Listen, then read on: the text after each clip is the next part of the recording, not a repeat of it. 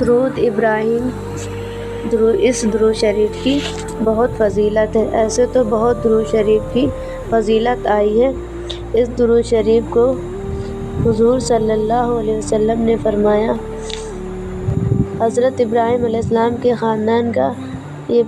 پیشوا تحفہ جو امت محمد صلی اللہ علیہ وسلم کے حق میں پیش کیا گیا ہے، اس کے بدلے میں امت محمدی کو یہ حکم دیا گیا ہے کہ خاندان ابراہیمی کے حق میں پانچوں نمازوں میں دعا کیا کرو، اور اس دعا کو حضور صلی اللہ علیہ وسلم نے درود ابراہیم کی صورت میں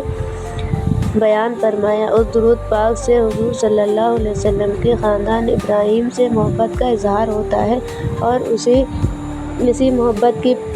بنا پر حضور صلی اللہ علیہ وسلم نے اپنے ایک بیٹے کا نام ابراہیم رکھا۔ اس کے علاوہ شب معراج میں حضرت ابراہیم علیہ السلام نے حضور اکرم صلی اللہ علیہ وسلم سے کہا تھا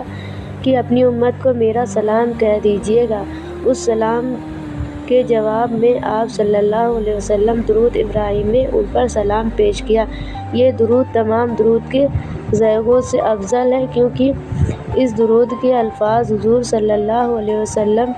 کے فرمودہ ہیں، اس لیے اس درود پاک کو نماز کے علاوہ کثرت سے پڑھنا دینی و دنیاوی فائدے و برکات حاصل کرنے کا بہترین ذریعہ ہے، اور اللہ کی رحمت و خوشنودی حاصل ہوتی، دنیا کے تمام کاموں میں آسانی پیدا ہو جاتی، اور قدم قدم پر اللہ تعالیٰ کی مدد شامل حال رہتی ہے، حاجت پوری ہوتی ہے، حضور کی شفاعت واجب ہو جاتی ہے، رزق کی تنگی دور ہو جاتی ہے، مال و اسباب میں برکت پیدا ہوتی، خاتمہ بالایمان ہوتا ہے۔ اس کے علاوہ آخرت کی زندگی سے تمام منازل آسان ہو جاتی، اور اس درود پاک کو معمول بنا کر پڑھیں۔ یہ کوئی معمولی درود شریف نہیں ہے،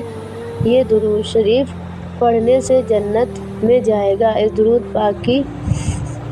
سند بخاری شریف کی یہ روایت ہے کہ حضرت عبد الرحمن بن ابی